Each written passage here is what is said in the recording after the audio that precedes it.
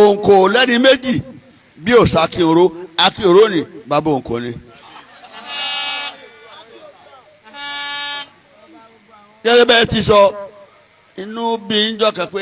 kábíyèsí síbẹ̀ tí máa bá Ọ̀yọ́ tètè lọ́ọ̀dì tí gbogbo ẹ̀ ń dàrú bẹ́ẹ̀ tí wí gan náà mo wí fún yín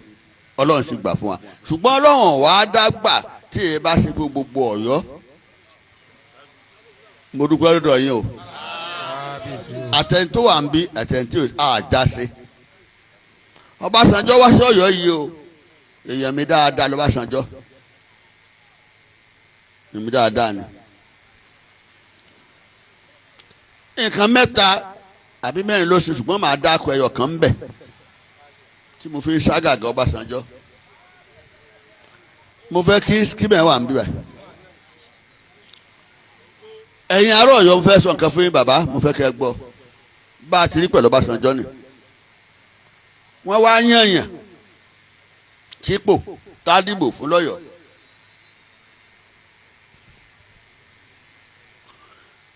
Adédìbú yan ọmọ rẹ̀ tó bínú Kamaru ọyàn sẹ́nétọ̀ ọkọ ọmọ rẹ̀ Babalọ́lá ọyàn sẹ́nétọ̀ Fókè Ògùn ọmọ àtẹnubí rẹ̀ tó gbàgbọ́ tó sẹ̀sílìm ọyàn sí sẹ́nétọ̀ Ọ̀yọ́ Central àwọn amẹ́ni tó ti lọ fún House of Rep rí lọ́yọ̀ọ́ wọ́n dá padà wọ́n sọ fẹ́ni kankan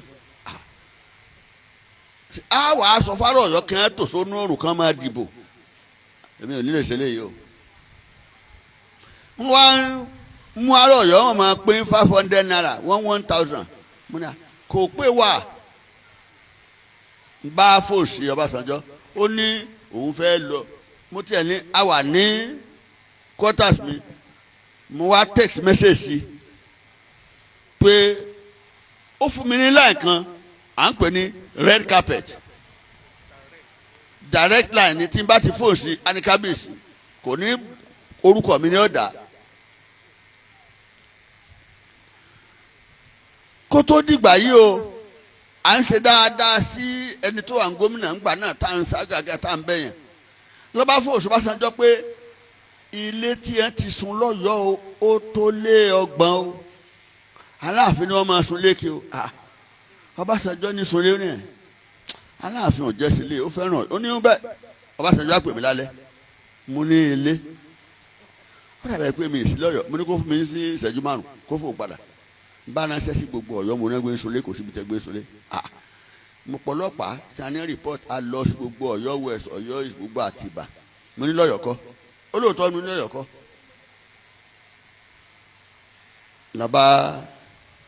wọ́n bá pè ó ní kí n kọ̀wé wá bẹ́ẹ̀ n bá kọ̀wé wá ó wá gbé fún gómìnà ó ní this can destroy you torí tí mo kọ síwèé ní téèyàn gbọ́dọ̀ kọ ni tí mo mọ̀ láṣìírí ìjọba mo wá kọ sí ẹ̀yin tẹ́ járọ̀ Ọ̀yọ́ nǹkan mi wà nù irú wa tá a fi lọ jẹ́lẹ̀ òun pé a gbọ́dọ̀ sọ jáde tí ó rà sí yàn nù tá a gbọ́dọ̀ sọ. Ọbásanjọ́ wá pé ó ní olùpurọ́ mọ́ba ìwọ Akala òpurọ́ mọ́ba òpurọ́ mọ́ba lásán òpurọ́ mọ́ Aláàfin 1979 ní cultural center èmi ni ọba alẹ́ Yorùbá tí wọ́n kọ́kọ́ fún ní CFR.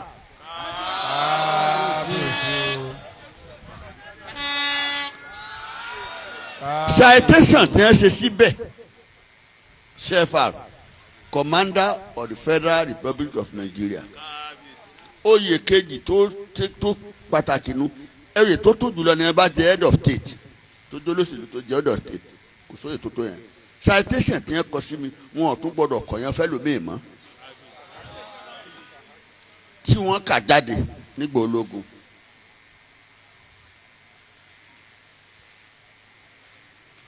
àwọn ilé wa wà kéékèèké tó pé tèmi ti fẹ́ kó tí ìṣòṣèlú tí ilé ìfẹ́ dálẹ̀ ńgbà náà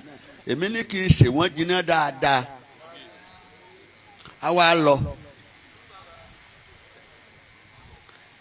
wọ́n wá report mi fún nítorí kọ́kọ́ mẹ́mi àti Abacha pàdé nu o wọ́n wá rí ìfẹjọ́sùn Abacha pé mo rí Olurin fín wọ́n ní mo rí fín Olurin ló fẹ́ gbàgbára lọ́jọba àjọyọ̀ àpapọ̀ kóun tó lè dí pẹ̀lú mi gọ́vnà kan ò ní lè dí pẹ̀lú ọba bíi Aláàfin àbí Ọ̀ọ̀ni àbí Àwùjalẹ̀ àbí láì jẹ́ kó gbàṣẹ lọ́dọ̀ wọn ló bá lóun fẹ́ dí pẹ̀lú mi. ó ní kí n wá ntọ́sẹ̀lẹ̀ wọ́n ti kẹ́yìn àárọ̀ gbọ́dọ̀ díẹ̀ ó ní kí n wá láago 5 ti kọjá ọmọ jowó lọ tọ́járé Èkìtì lọ jẹ́ wà ní káńsù wa báyìí gómìnà ń pè mí gómìnà ò lè pè mí ó mọ láàrin mi ó ní sin sáà bọ̀ kò gbọ́dọ̀ ju ìṣẹ́jú 30 mo ní lè dé Ìbàdàn lọ́gbọ̀n ìṣẹ́jú àwọn tí ì ṣe express ńgbà náà fóònù sí but màá gbéra ńlẹ̀ fáfà màá gbá débẹ̀ ńgbà débẹ̀ wọ́n bá sílẹ̀kùn pẹ̀lú ògbọ́rọ̀ àdúrà tẹ̀sí fún wa tẹ̀sí fún lọ́yọ̀ọ́ yọ gbà Ọlọ́run ó pọ́n yín lé gbogbo àwọn tá à ń bá ṣe tá yẹn kò yé wọn o àwọn tá à ń fi sípò kò yé wọn wọn mọ nǹkan kan pa rẹ̀ wọ́n jẹ́ adùn bẹ̀ ni wọ́n ṣe bẹ́ẹ̀ lábàdébẹ̀ ńgbà débẹ̀ wọ́n sílẹ̀kùn bá àwọn kọmíṣánná rẹ̀ tó yàn tí Olurin yàn wọ́n jókòó wọ́n ṣe gbẹ kò sẹ́ni tó kí mi ń bá jókòó wọ́n bá dìde ó ta mọ́ rẹ bí agbọ́n ó wọ ẹ̀wù ogun ó ní mo fún ọmọdé ó lọ ní instruction kó máa kó ṣe nǹkan kankan mi ìgbàsẹ́ lọ́dọ̀ mú ta ní jẹ́bẹ̀ ó ní council manager mú ta ní jẹ́ council manager ó sọ ní tí ó sọ tán akọ̀wé rẹ̀ ní kábíyèsí gómìnà sọ̀rọ̀ tán ó yẹ kí n fèsì mú níyà stupid kò yẹ sí wọn ló pè mí ẹni tó sọ̀rọ̀ kò ní kí n sọ̀rọ̀ tí wọn bá fi sí program kí n sọ̀rọ̀ màá kàn ní ẹja lọ sáàfin ní báyìí sọ̀rọ̀ tí wọn bá fi sí program yìí ní sọ̀rọ̀ níbí ńgbà wọn pè mí sí wọn pè mí sí pé kí n kí yín kí n dúpẹ́ lọ́dọ̀ yín a sì dúpẹ́ lọ́dọ̀ yín ṣùgbọ́n ó yẹ káwọn tọ̀yọ́ gbọ́ ní tí ì bá mú yín lọ sọ lé gómìnà kan ti wá lóòjọ́ Sunday tí mo sọ̀rọ̀ ààrẹ fún o 30 million lọ́sẹ̀ tó kọjá jọ́ kẹta 30 million jọ́ kẹrin 30 million ó sì gba 30 million nígbà 30 ó sì gba 25 million nígbà 10 ó jẹ́ 40 ṣé ẹ tí ìdáwó 30 million nígbà 30 million ẹ̀ta ìṣẹ̀ nígbà 30 láfi dìbò Ajímọ̀bí àwa náà nílé 250 million 250 million àwa fẹ́ dìbò a fẹ́ lé Akala lọ mo wá lọ sí 128 Ansin Road NW2 Cricklewood mo lọ ta lé mi nítorí bá gbà láàfin àwa kò wálé ẹ̀ńtàyàn ní house of rep ẹ̀ńtàyàn àṣẹ̀sí náírà wọ́n wá ń ru àpòdò ọwọ́ inú ààfin àlọ́ báǹkì lọ jalè o bẹ́ẹ̀ tí ẹ̀ jalè yín wọ́n security ó gbèlú ẹ̀.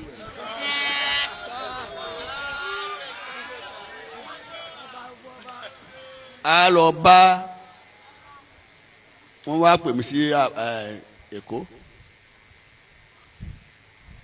Abacha ní ọyá ká jẹun ní mi bá tó ń jẹ wá ọjọ́ Àlàmísì ló pe Àlàmísì àti Jímọ̀ máa ń gbààwẹ̀ 2 times a week máa gbààwẹ̀ màá mú kọ́ láàárọ̀ ń sì fi mọ́mọ́ ẹ̀yọ̀ kan mú mọ́mọ́ ẹ̀yìn elépo ń fi mú yòókù dọ̀sán ìní fi jẹ kankan mọ́ bá dọ̀sán wọ́n ó ṣe àmàlà kékeré fún mi wọ́n bù ń sì jẹran kan yòókù dalẹ̀ látọgbọ̀n ọdún mi ò ṣe ń jẹnu tí bàbá Fọlábí ní òun ò lọ́kànjú àbò ń bá délé rẹ̀ òun ní béèrè oúnjẹ àmọ́ bó bá délé òun má béèrè oúnjẹ o kò síbi tí mo sì lọ ní gbogbo Nàìjíríà yìí ilé ààrẹ nìkan mo gbọ́ lè jẹun nìkan ní owó ẹ̀ torí tí èèyàn bá léèyàn tó gbàyàn gbọ́ ìyẹn gbà òun náà gbọ́ ni. táàrẹ bá dé láti London tí máa ní mi ń bọ̀ á ní ẹjọ́ òun wa mọ́ kó kan tó o bá dá Ọ̀yọ́ máa ṣe gbùdùgbọ̀ owó tó nà yóò jẹun wá lábàdọ́dọ̀ Abacha oníkiri kí n tó kú ò lọ́dọ̀ Olurin mo sọ fún un pé ọba ni mo jẹ́ mo bú gbogbo àwọn kọmíṣánná tó jókòó múlẹ̀ ẹ̀gọ́ Aláàfin wa sépò tó fi sí nẹ́ẹ̀sì kò ní í dá fún gbogbo yín. ẹ wò mí tí mo dé ẹ dìde kẹ dọ̀bálẹ̀ ṣé torí sẹ́tẹ̀ gbà lọ́dọ̀ rẹ̀ ìwọ gómìnà yìí nígbà tèmi tí ń lọ ọkọ̀ tí mo wà ní insurance tí mo ti ń lọ ọkọ̀ ó ṣẹ̀ṣẹ̀ jáde secondary school òun wáṣẹ́ tó ṣe 1948 tálàjì Aláàfin bàbá tó bí mi tó wà lórí ọba nígbà tó lọ bá sa ogo marshal òní lieutenant governor wà lẹ́kọ̀ọ́ ní Mafasin Sanjuat Mavasi ó wà lẹ́kọ̀ọ́ as governor lieutenant governor Ugo Masai ńgbà tó wá pàdé Alhaji Aláàfin lẹ́nu ọ̀nà gọ́ọ̀mẹ̀ntì àṣìbàdàn perpendicular lára rẹ̀ wà ó ṣe báyìí gbogbo ojú òkè wà láàfin. Western group of provinces kìí ṣe western state kìí ṣe western group of provinces covering an area 14,000 làsí méjì dọ́kẹ̀tà mọ́rọ̀kọ̀ tó tó fún.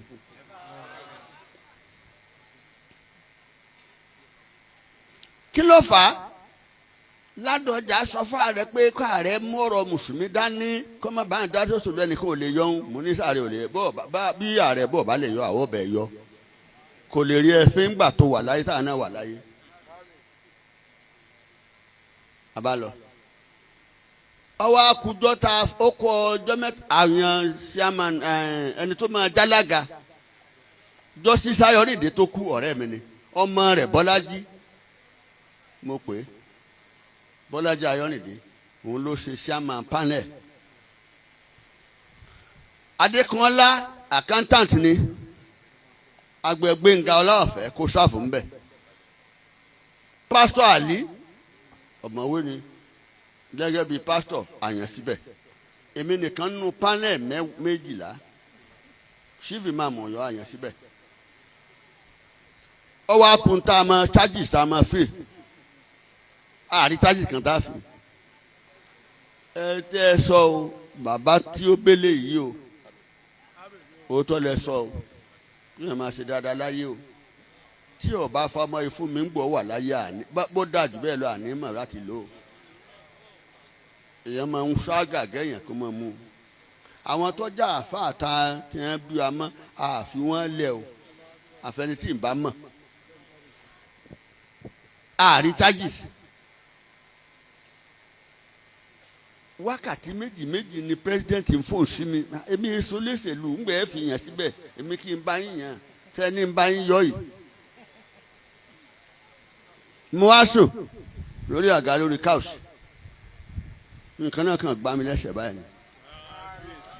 mo sì tají mo ilẹ̀kùn tí mo ti ń bí mo sí kò séèyàn ń bẹ̀ ilẹ̀kùn kejì ilẹ̀kùn kẹta kò séèyàn ń bẹ̀ ń gbọ́dọ̀ lẹ́ẹ̀kẹta bẹ́ẹ̀ nǹkan sọ sí mi lórí n bá mú pẹ́ẹ́ mi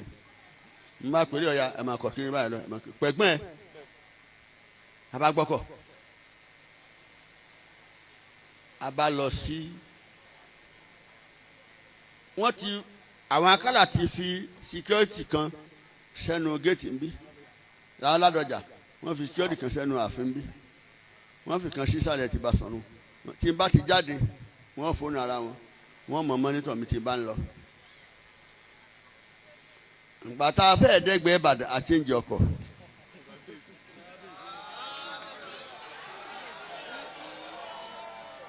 adé quarters mi mo bọ́lẹ̀ mo gbẹ̀ǹkùlé quarters jáde àwọn ilé ìgbọ́kọ̀ kiri kan Barcelona na ẹ fún ọmọ yìí ní loudspeaker ẹ fún ní speaker kan microphone mic kan first charge tí mo ní kó draft àkọọ́lẹ̀ sọ fún bàbá kó sọ fún gbogbo òlu charge kínní ẹ̀sùn kínní tá a fi kan Ládọjà ká tó lè yọ ẹni tó bá lòun draft ẹ̀ kó jáde kó wá sọ fún yín.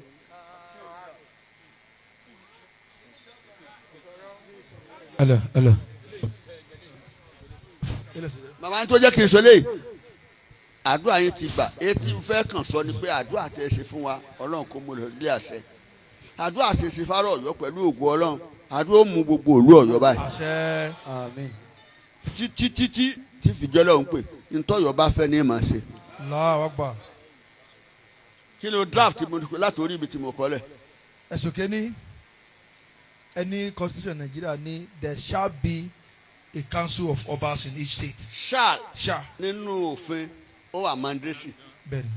tí n bá sọ pé àáfà mi di shall be my fatila mi lè yí padà shall is mandatory. You dissolve the Oyo State Council of Obas. There is no Council of Obas in Oyo State. Constitutional breach is number 1. nínú òfin ilẹ̀ Nàìjíríà wọ́n ní council lọ́balọ́ba kọ̀ọ̀kan ni ó wà ní state kọ̀ọ̀kan constitutional matter ni ìwọ lọ mú council tọba ọparẹ́ ọ lágbára rẹ̀ nínú constitution ó lè yí constitution padà National Assembly ló lè yí constitution president ò lè yí constitution padà ló gbé wọlé. Charge number 1. Number 2, you voted 100 million naira for the Oyo State Council of Obas in 2003 budget. nígbà tó pè wá sílé aṣòfin ọ̀pọ̀lọpọ̀ ẹ̀yin tẹ́ ẹ mọ̀wé tẹ́ ẹ jẹ́ professor tẹ́ ẹ jẹ́ kínní ẹ máa ń tẹ́ ẹ bá ń kà ó.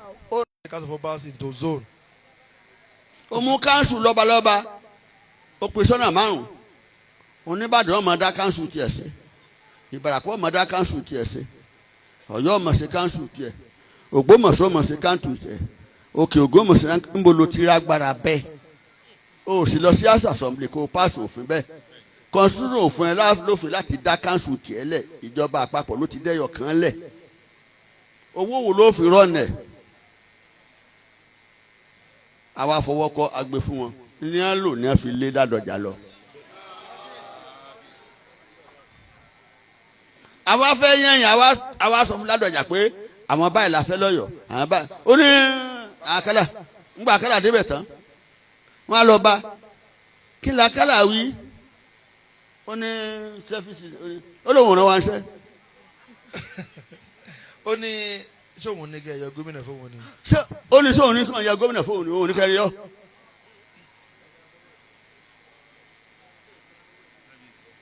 mo wá padà wálé mọ́tò ẹ̀yin àfa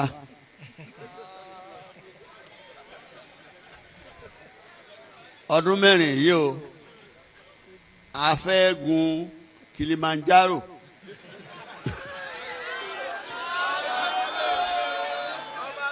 òkè tó ga jùlọ nílẹ̀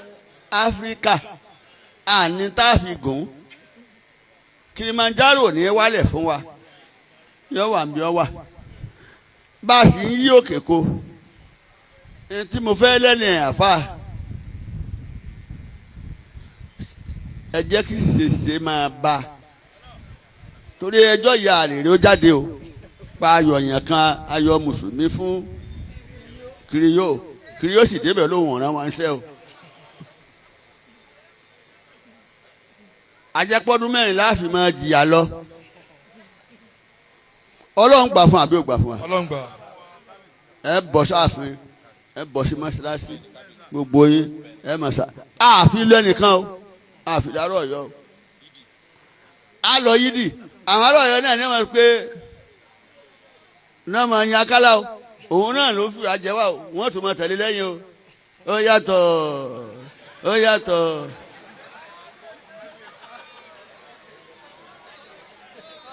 mo fọ ẹlẹ́ran àṣẹ nǹkankan o tí wọ́n ti mẹ́yìn kan lọ tó dórúkọ sálàfin lọ́wọ́ sí tí wọ́n lára fi ẹ̀ka ń sùn ẹ̀ gbogbo òṣìṣẹ́ ìjọba fà ó mẹ́lẹ̀ yìí ó ní Ṣakí kọ́lọ́ eléyìí jókòó lábẹ́ igi kò sí ilé kankan bẹ́ẹ̀. gbogbo àwọn èèyàn wa tó kò gbà wọ́n ṣiṣẹ́ iṣẹ́ tíṣà wọ́n ẹlòmíì wọ́n dá dúró wọ́n san gratuity ẹlòmíì ti kú lórí wàhálà nítorí kó ti jẹ́yàn Aláàfin torí kíni. àwọn santradu wọ́n complain akọ́lẹ́tà sí wọn kò sá ń ṣe tó wù gan.